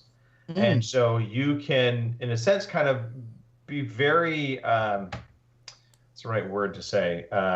You can go extreme with the thumbsticks on the gamepad and it not be as penalizing to you versus with the wheel. If you go too much, it's very easy to overcorrect on the wheel and just get yourself into a bad spot. I always found I had to be very subtle with my motions on the wheel, whereas with the gamepad I could be much more extreme and get away with it. It's learning those boundaries. Learning the boundaries. I found the F1 games are more suited to a wheel. I used to have for a bit. I sent it back because I didn't really like it. It didn't have force feedback. I had the Thrustmaster Ferrari wheel for a bit for my Xbox One. I have it as well. I have it somewhere here, and it's okay. But it's for the F1 games, it's brilliant. But I couldn't get on with it in Forza. So you'll find that your rig will be superb for F1 games, and oval tracks you were going to dominate.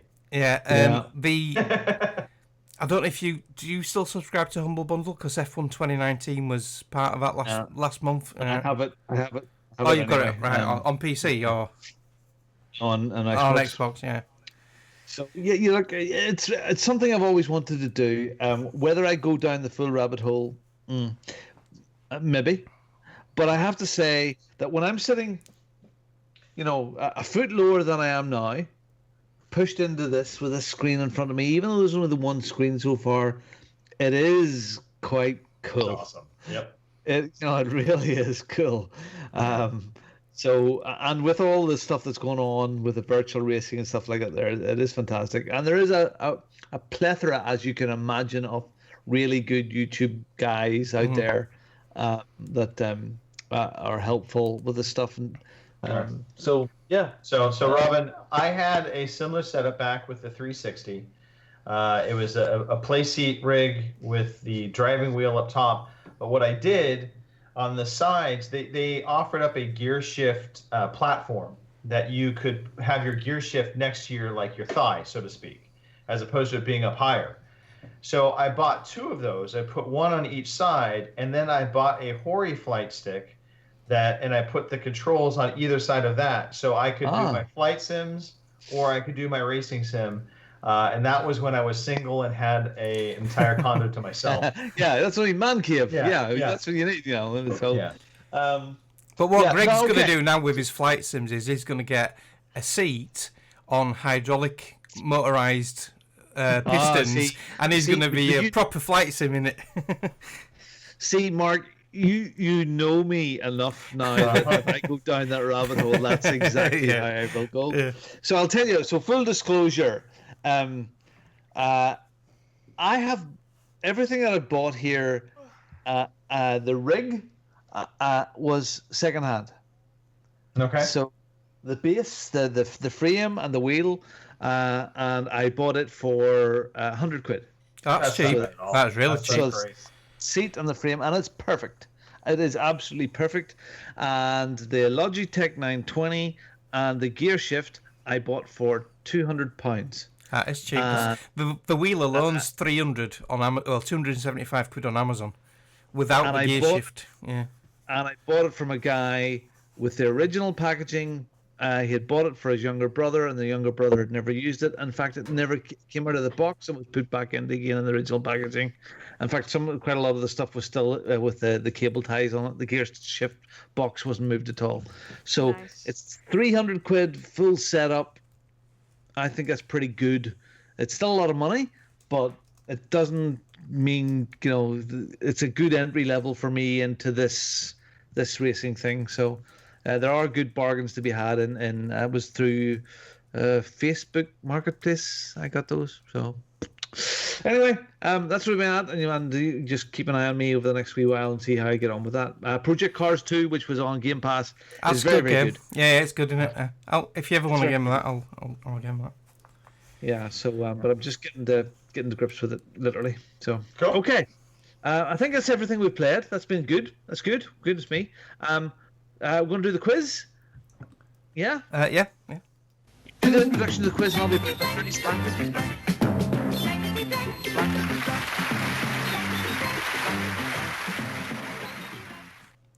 Right, yeah. So, as was nicely pointed out last week, I couldn't be asked doing a quiz last week.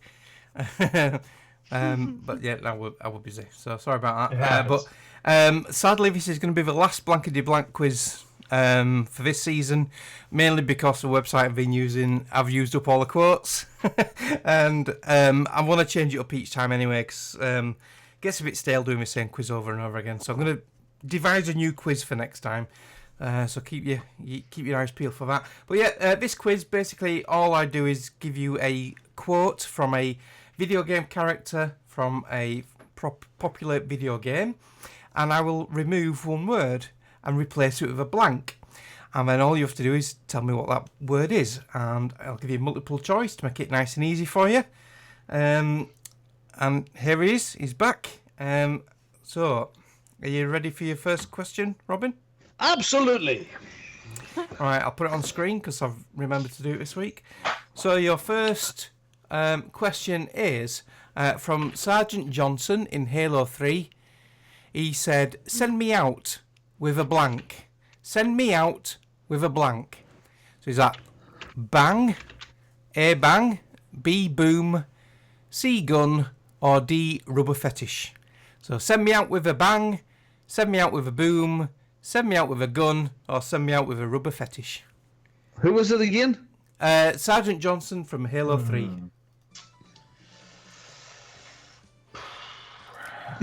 Bang, boom, gun, or fetish. All right. Yeah, I've got the answers right. So I've got one from Greg, one from Kim. Okay. Cunt is not an option, Robin. No, we got bang. Oh, right. No, I was just checking that WhatsApp was working. So, yeah. So we've got 3 answers, 2 different ones. Greg says boom, and both Robin and Kim say bang. And we have... See, bang makes sense, but it probably doesn't... And we do have a winner. Our resident Halo expert sat in the bottom right corner of my screen is feeling all smug to himself, and he should be ashamed because he's fucking wrong. Robin and Kim are correct. It is bang. Send me out with a bang. It happens. It happens. No, it doesn't. Yes, it just happens all the time. Right, your second one is from Solaire of Astoria in the game Dark Souls. And this is an easy one. If you get this wrong, you should be off the podcast. And he says, praise the blank. This is famous. Even if you haven't played the game, you should know this. Praise the blank. It's famous. It's really famous. Everyone should know this. Right, so is it praise the sun, which is A? Is it B, praise the moon? Is it C, praise the stars? Or is it D, praise the tank top? Well, Clearly D. obviously it's D. Yep. Even if it's not, it's incorrect. It should be D. Praise the tank top. I don't know the answer to this. I don't. I don't. Nor do I. don't. Because normal people don't play Dark Souls. Whether you play right? Oh, I just cannot believe this. Chat, come on, back me up. Everyone should know this. Right. Well, our resident expert, champion guesser, Miss Kim Woods, she got it absolutely spot on. It is, of course, praise the sun. If you've never heard the saying praise the sun, people will put it in like Twitch chats and YouTube chats and text messages. Praise the sun. Like I know that's from Dark Souls, and like Everybody knows it's from Dark I Souls. never see it. I never see that on Twitch or any place. Of course you Nobody ever do. says praise the sun. Praise the sun. sake, Yeah, Mark. it's a famous saying. Scott Stubby's saying he's never heard it before. Rubbish. Exactly. Get away with you. Don't believe You're you. weird. Praise the Just sun. weird. All right. So this last one, the last one of all our blankety blanks, is not from a person, but it's from the game, and it's more of a text adventure with a bit of graphical thing. It's from the game Oregon Trail. Have you heard of this? Oh shit.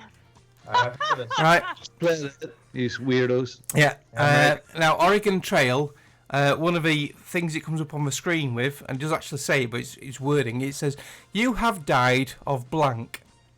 You have died of blank." So is that A, starvation? Is it B, blood loss? C, dysentery? Or D, Bongo's hot tub chemical poisoning? Oh fuck, Jesus, that happened. We lost a couple of kids a few weeks ago, so I'm joking about it. I was gonna say, I think actually there's multiple options here that could be viable. Bongo's hot tub chemical poisoning is actually top of the list. Yeah. And can I just say, Dinks the UK in the Twitch chat has reaffirmed my fact that everybody knows what Praise the Sun is. He's never played the game. He's just trying to be nice to you, Mark. Yeah. It's your birthday. He doesn't want you to feel old. He's not played it and he knows it.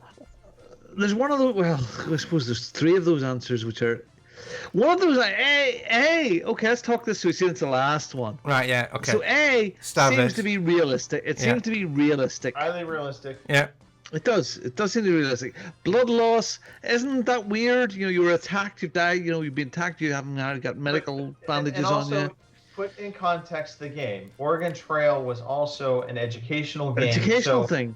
Blood Was loss. it? I had no idea. I'd have put "you've died of teachers" if I'd have known that. Yeah, so dysentery also would be sort of, that's why it goes like, it's an educational thing. Right. I know it's an inappropriate educational thing. And I don't think, you know, so I'm going to say dysentery. So I'm with you, Robin. I went C as well. It likely is A. Starvation. Yeah, likely A. The biggest one, but yeah, dysentery was a good follow-up. Bongo's hot tub, time machine, chemical poisoning. Yeah.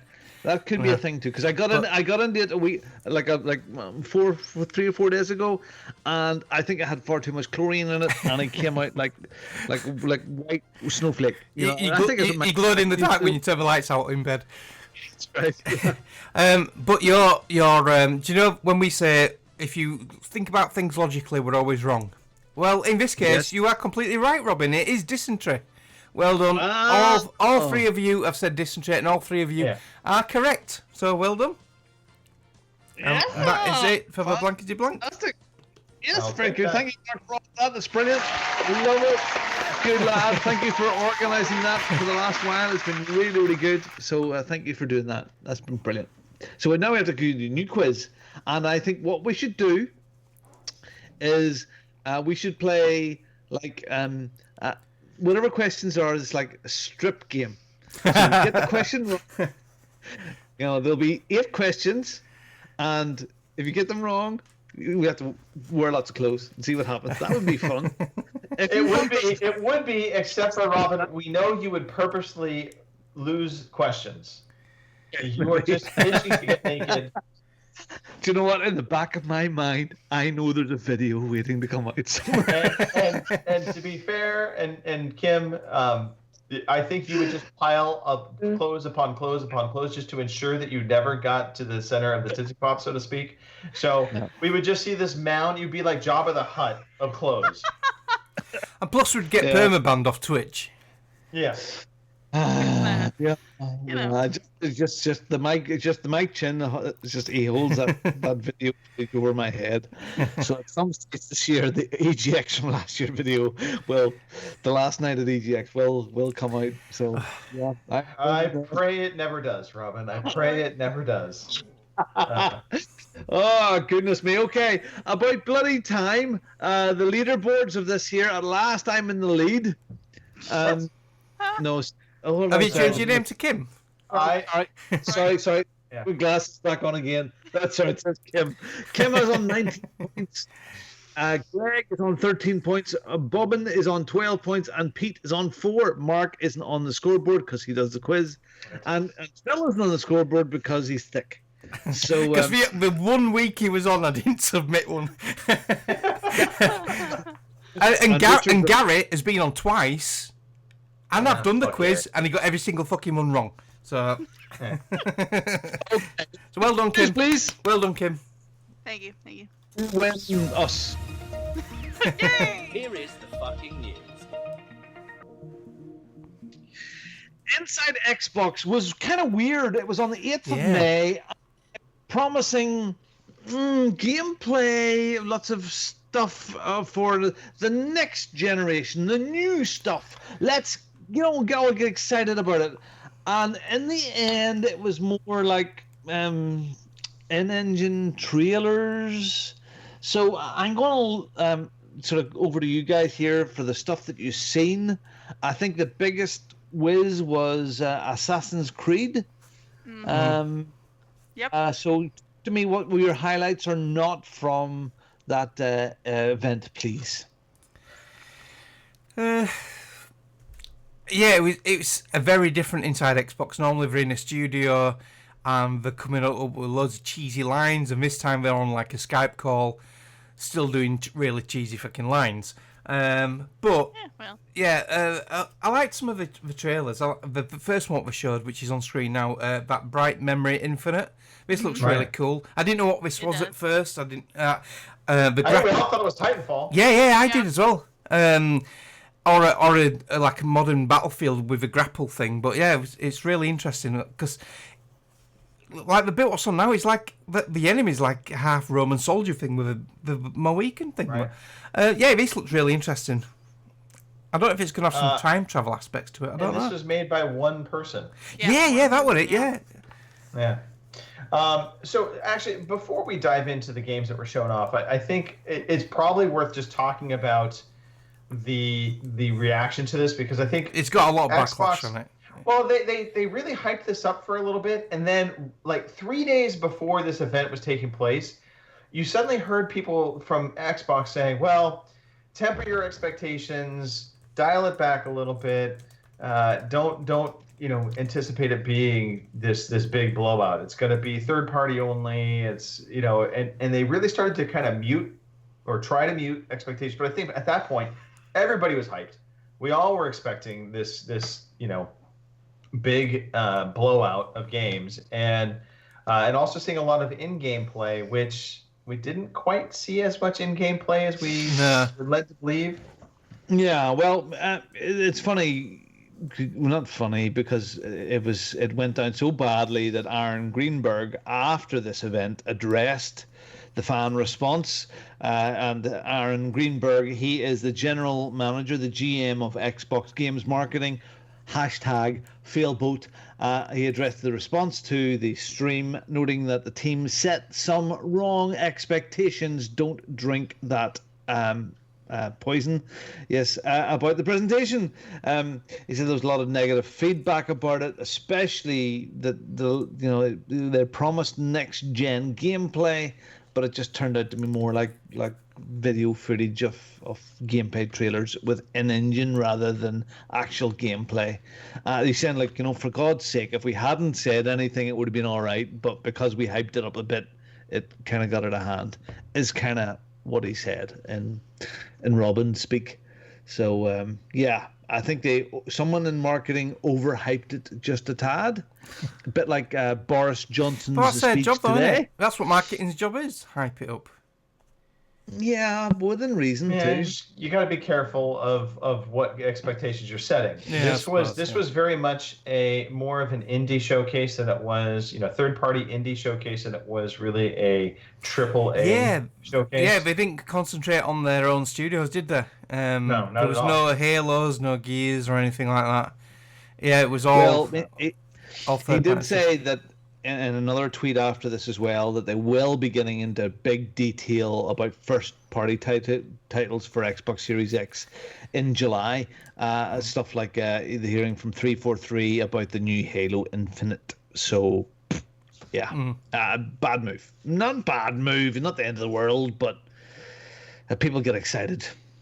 People got excited today about the Prime Minister saying that everything's going to change, but even though a week beforehand he had said not much is going to change, but everybody got excited anyway. So, anyway, was there anything in there that was really weird apart from that bright memory? I mean, was there anything that stuck out? Some weird things. There was the game Scorn that Yes, that was. what It's the a hell? horror game. It's a horror game, but it was more like a show off of art pieces from the game. So kind of hard to fully understand what the game's about, but it definitely looked creepy. There's the game Bright Memory Infinite, which we were just talking about. That looks fantastic. The Ascent looks like a twin stick shooter. That looks great. So I was pretty pumped for both of those. We got word that a Yakuza game is coming to the Xbox Series X day one. That was big news. Yakuza Dragon, Yakuza Like a Dragon. Second Extinction also looks interesting. That's from the developers that made the game Generation Zero, which didn't get tons of praise, but I'm actually kind of excited for that one. So we'll see. Madden 21 made an appearance and basically showed nothing, and also informed us that they weren't doing smart delivery. So all the people that are saying, "Oh, everybody's going to do smart delivery," EA is not. They're not on board with that. So their version of this is you'll get the free upgrade up until I think it was March of 2021, and then after that you have to buy the right game. So there's that. Dirt 5 looked okay. Didn't blow my socks off, but the racing games look great already, so it's kind of hard to say it's how it truly looks until we see actual gameplay. And I would just say this: Assassin's Creed Valhalla, I had already seen the trailer, so I was already excited for the game coming up. This did nothing to move the needle for me one way or the other. It was just okay. Pacing of this show, I actually liked, because they started it up with nothing but the games and kind of showing the games off. And then after that, they actually did a bunch of developer interviews where they actually spent time talking to the developers after the initial show. But so I think for those that like that part, it was there. But if you didn't stick around for it, you probably missed it, which sucks for those that may have wanted it. Okay. All right. Well, there you go. There's new stuff coming. Whether it's apart from Aliens Colonial Marines 2, which we didn't touch on there, which is probably the most exciting thing out of that. Unannounced games, Robin. We can't. We're under embargo. We can't talk about that yet. It's unannounced. Yes, it's unannounced game, but we've heard a thing. Funny, Dinkster said he picked up Bright Memory on Steam, but hasn't had a chance to play it yet. Ooh. So, do you know what? I think we all have to also get back to it's about gameplay, and the games have to play well, not just look good. And all this new power is fantastic, but with great power comes great responsibility of having to pay people to make the graphics look really good. So that means that's lots more money to put more P's into these graphics and more frames and more lovely pixels.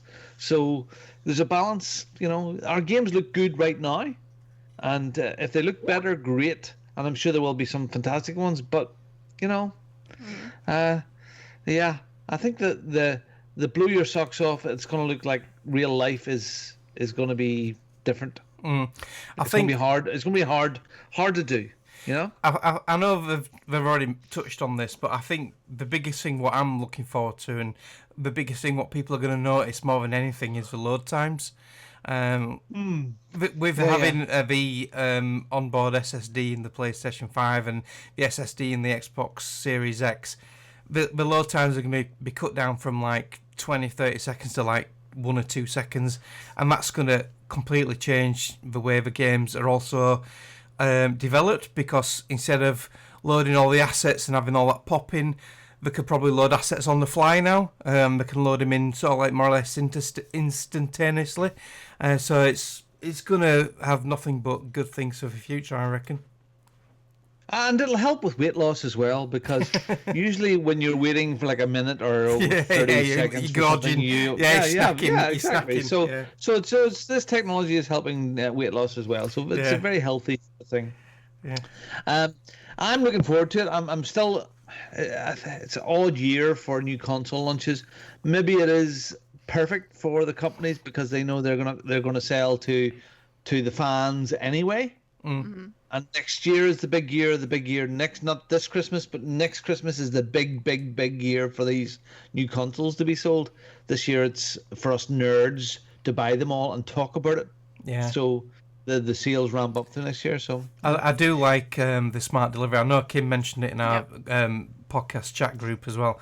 That nearly all these games. I didn't know about the EA thing until Greg just mentioned it. But explain smart delivery. Smart delivery. So you could buy the game on the standard Xbox One, and then say you don't buy an Xbox Series X day one, you buy it say February next year.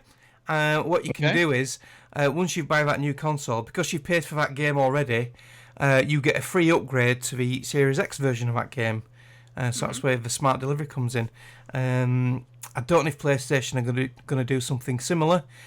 Given their history, probably not. Don't know. But the EA thing, I had no clue about that. It just depends on time. Did they say what timescale was on that, Greg? How long you've got to upgrade?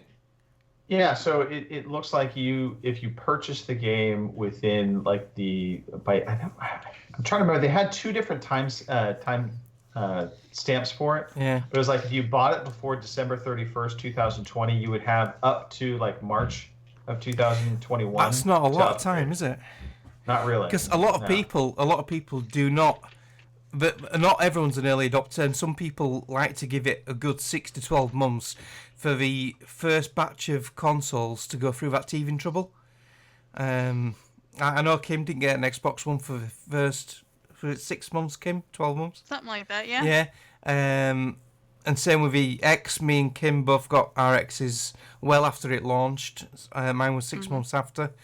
I'd like to get a Series X day one, but it depends on cash. January, February, March, April, May, June, July, August, September, October, November. If they give 12 months, I think that'd be adequate. When is it? When is November is released? It's coming out. Yeah, they said it's coming out Thanksgiving, didn't they? Okay. Approximate time for release. I was doing a quick search there because I can't remember, but I'm really sure that I had my Xbox One and my PlayStation 4 on pre-order by now. No? Yeah, we did, yeah. Oh, no, actually, no.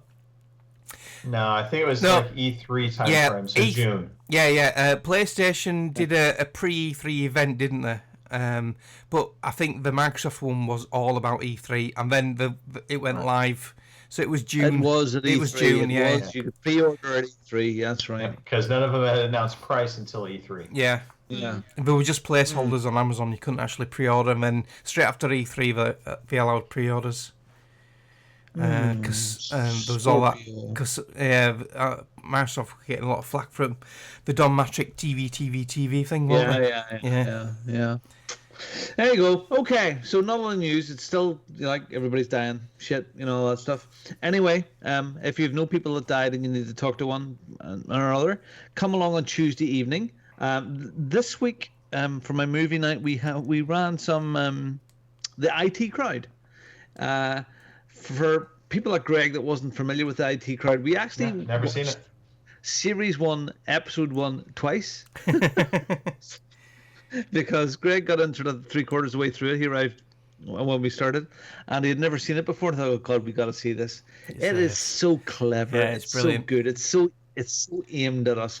I think we watched 3 or 4 episodes on Tuesday evening, and we had a real laugh with it. Stuff that I've been watching. We've been watching Outbreak 2012, the Monty Python movies, John Wick, and now the IT Crowd. And this week we will pick something else. Weird and wonderful. It's going through. Sorry, Mark. I was just gonna say I should be there this week because I'm off work. So yeah. I've been on past couple of months. I've been on early start, so it's a bit hard for me to. It's hard to make it. Yeah. Okay, well. So the sort of stuff there's been either on an app called 27, which allows me to run Amazon and Netflix. Now you do need to have an Amazon subscription or a Netflix subscription. Usually it's mostly been Netflix, and we have to try and balance what's in the States and what's in the UK because the playlists are slightly different. But there you go. So the IT Crowd was brilliant. I will actually go back to the IT Crowd and do some more because it is very, very funny. We giggled our way through that. So that's at 10 o'clock UK time on Tuesday evenings. Keep an eye on Twitter, WhatsApp group, or on our Facebook page. I post the links on there. You just click on it, and we have a Discord chat because Discord is the present, and you can have a live chat with us and watch us on Netflix Party or on this 27 for Amazon. So keep an eye there. Please come and join us. It's not like it's all silent, and we sit and watch. I've just realised I'm streaming the Xbox thing, and I've just realised it's just picked me up, changing my browser and installing 2.7 Chrome extension. Yeah, so come along and join us for that. At least it wasn't something else, Mark. Yeah. Now that's on a different browser. Shh. Kim, talk about new releases, please. Okie dokie. Your new releases for May 10th through the 16th are Star Wars Episode 1 Racer for the PlayStation 4 and Switch on May 12th, Virtuaverse for the PC also on the 12th, Deep Rock Galactic for the Xbox One and PC on May 13th, Super Mega Baseball 3 for the PlayStation 4, Xbox One, Switch, and PC on the 13th as well, Best Friend Forever for the Switch, PC, and Mac on the 14th, Ion Fury for the PlayStation 4, Xbox One, and Switch on the 14th. Alright, you know the drill, I have to scroll. Oddworld Munch's Odyssey on the Switch, May 14th. Dungeon of the Endless for the PlayStation 4 and Switch on the 15th. And Those Who Remain for the PlayStation 4 also on the 15th. 2 points, Kim. Your screen is very small, top to bottom. Yeah. Okay, or else you're zoomed in very, very high.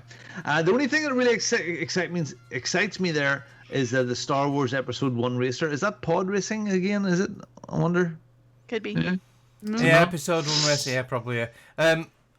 If I had a Switch, I'd be looking forward to Oddworld Munch's Odyssey. I loved that on the original, old OG Xbox. That's the one with the dude in the little wheelchair thing in it, and you're pushing him around. And you bastard. Okay, victory achieved is going on. People complete games. All you do, complete a game to the credits at the end, and we give you money just for doing that.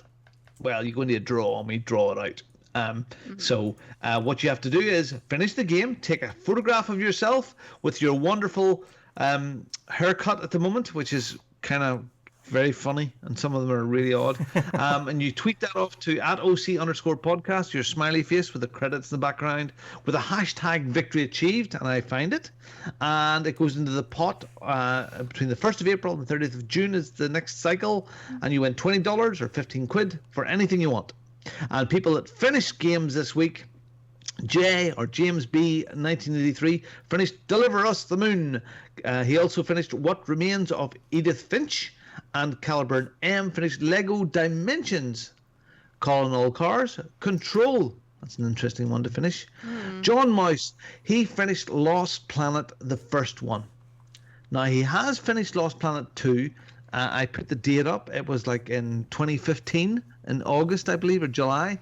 And he said that Lost Planet, the first one, was too difficult for him, but he's glad to have it done now. I quite enjoyed the first game, yeah. And Lost Planet 2 is now his favourite game of all time. He's such a weird boy. Dave 3-O-Matic finished the revamped version of Call of Duty Modern Warfare 2. Very tempted to play that story in its revamped version. Denak TQ, Plague Tale, Innocence, Rats. And Dan finished a fantastic game that everyone must play, What Remains of Edith Finch. Mm-hmm. And that's everyone that completed games this week. You're now in the draw. And some sexy beast of a person begs me for more every week. Let's hear it, Mark. Potato! Yes. You all have a victory's achieved. Victory's achieved. You have one. A victory's achieved. Well done and good luck, everybody, for that competition. You can join us in with the chat, and Kim is going to look up people that were in the chat right now. Scott, sorry, I just see the chat. He just gave himself a Corona cut. What a great name for a haircut! A Corona cut, fantastic. My wife did me a couple of weeks ago, and I wasn't too bad. So I've seen some of those Victory Chief shots, guys. Jesus Christ, have you looked in the mirror? On the sort of like local work Facebook group that we've got, it's a private one, so I can't share any videos. But we were doing like haircuts at work. That people were sat on back of motors in the station with the clippers, just like doing all the Corona cuts. So funny. Anyway, you can join in with the show live through the chat. And you can do that every single week on twitch.tv/OC podcast or on Mixer or on YouTube. There's a little live chat window there. You can join in and we respond. Mm-hmm. And we do this every week live at 9 o'clock in the UK, 1 p.m. in the West Coast, 4 p.m. in the East Coast, 5 p.m. in Central, and 7 a.m. down in Australia for Mr. Miyagi and all his bloody barbecue mates. Kim, in the chat, is there people in the chat? There are some people in the chat, surprisingly. We have Dinkster UK, Lord of the Manor, Scott Stubby, another TTV viewer. That's me was talking. Never mind. Aiton, X-Salty1, A1 Bear, Dinu, and Yankee Fan 1888. So there you go. Scott Stubby, very good. Excellent. Okay. Leave us a review wherever you get your thing from, whether it's live or video or Joe Biden. And if you want to contact the show, you can do it by listening to Nicole. You like us, we like you. See where I'm going with this? Follow us on Twitter @OC_podcast. Check us out on Facebook, fb.ocpod.com, or email us, podcast@ocpod.com. We'd love to hear from you. Disappointed! Banana! Mark! Wow. I didn't do disrespecting Nicole. Anyway, thank you very much for listening, people. I'm sure there's people out here that want to say hello to folk because it might be the last time they get the opportunity to ever do that again. So, Kim, would you like to say your goodbyes to anyone? Wow. Seems all so final and stuff. Yep. I'm gonna shout out you guys. It's fun as always. You know. Yeah. Other than that, I don't know. Like I said before, if anybody needs to chat or wants to laugh or whatever, search us out and find us. Shout out to the Shatters for coming and jumping in the chat box and keeping us entertained there, and apparently keeping me awake. I can't help it. When y'all were talking about wheels and all that, yeah, sorry. Total. Yep. Yeah, have a good week, everybody. Hopefully it warms up here, because we're supposed to have a frost warning tonight. It's May, for God's sakes. We shouldn't be having frost warnings. Yeah, we've got a frost warning for tomorrow here. It's craziness. So, yeah, everybody have a good week. And if you need a chat, well, you can find me on Twitter, rambling about wine and tater tot casserole and Oreos and being dumped. It is what it is. So, how about you there, Mark? Shut up. I want to shout out Greg for rubbing in how warm it is in California, you bastard. Right? I'll shout out to Robin for the lovely birthday gift, and a massive shout out to everyone who's wished me happy birthday on the social medias. I've got loads of them, so I really appreciate that. I want to shout out to all you guys, and also all the key workers who are keeping this country going. Well done, good on you. And everyone stay safe. Over to you, Greg. All right. Well, I need to, say Happy Mother's Day to all the mothers out there, especially my wife who allowed me to jump on the podcast, even though it's Mother's Day for her. So I'm going to be resuming my watching of our son and allowing her to have some time to do what she wants to do. I want to shout out the workers at Taco Bell because they are essential to my snacking as needed. So thank you for that. Oh, but just interrupt one sec, right? Something really fun. Yeah. They opened up the local KFC on Thursday this week. The queues for that were going round the fucking block. It was unbelievable. Sorry, carry on, Greg. No. Speaking of KFC, literally went to KFC midweek last week, and we decided to have a picnic. So we went to the park across the street, even though the play structures are all closed off. Such a rebel, isn't it, Robin? Yeah. We had a picnic at one of the park bench areas, and it was fantastic. Great to be out, taking in sunshine. You should not be sheltering in place inside. Go outside, get vitamin D, get sunlight. That's the best thing for you. Just saying. Believe me, I may not be a doctor, but I slept at a Holiday Inn Express. Over to you, Robin. Okay. Greg's microphone. I want to say hi to Greg's microphone. Wait, I need to say F Greg's microphone. I think my mixing board died on me. I think that's the problem. Oh, dear. I want to say Happy Mother's Day to Cindy. She's hot. Mark, not a problem. I'm glad that I sent you 50 pictures, one for every year of your life, of me sitting on the toilet. I am glad you enjoyed those. Yeah, awesome. You can get me at Bongo the Sane on pretty much everything, on TikTok, which my followers are there. Come and be a follower of me on TikTok and view my videos, which have almost 300,000 views. I am so famous. I am TikTok famous. Anyway, I actually don't believe that everyone was Kung Fu fighting at the one time. I really, really don't believe that. Anyway, look, please come and join us at the movie night on Tuesday evening. If you see us online, don't be shy. Come and just sort of jump in the game, and we'll love that. It's really good. So come and join us movie night, 10 o'clock UK. You can work that out wherever you are in the world. Netflix party, and we'll keep an eye on Facebook, Twitter, and all the bits and pieces will be there. That's a great laugh. Thanks very much for listening to the show. Thank you, everybody that has been here. Kim, Mark, and Greg, thank you very, very much for being on the show this evening. Greg, thank you for letting me host and you sitting back and relaxing. And enjoy the show when you listen to it in audio. Audio people, hi. I'm waving, you can't see me. But come back and listen to us next week again. Stay safe, everybody, but still not too safe. Be sensible, but, get out there. There's things to do that don't mean you're inside. Get out get some sun and stuff. Go and break into McDonald's and open it up yourself if you're in the UK. Do not break into McDonald's.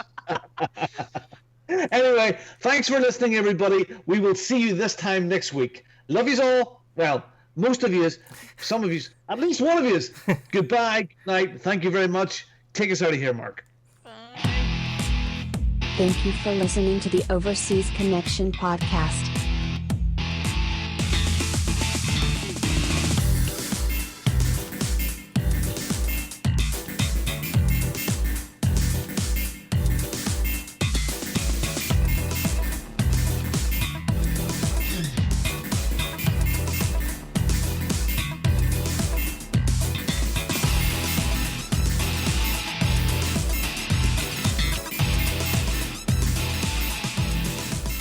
See you same time next week.